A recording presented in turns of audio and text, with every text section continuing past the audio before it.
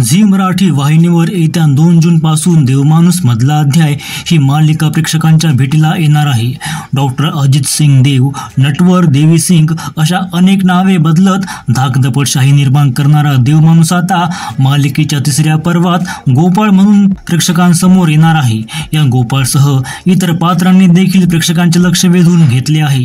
देवमाणूस मधल्या अध्यायाचे प्रोमो समोर आल्यावर एक प्रश्न अनेकांच्या मनात घर करून बसला।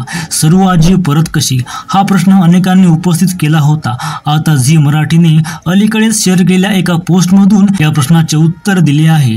पहिल्या 2 भागांमध्ये डिंपलची आजी म्हणजेच सरूआजी ही भूमिका रुक्मिणी सुतार यांनी साकारली होती। 3ऱ्या भागाच्या प्रोमोमध्ये पुन्हा सरूआजी दिसल्याने प्रेक्षकांना आश्चर्य वाटले, कारण हा भाग अजित कुमारच्या गायब असलेल्या काळावर आधारित आहे।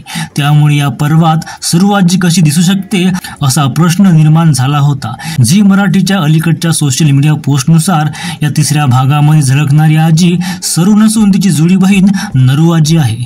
काही दिवसांपूर्वी शेअर केलेल्या एका प्रोमोमध्ये देखील रुक्मिणी सुतार यांच्या पात्राचा उल्लेख नरूआजी असा करण्यात आला होता।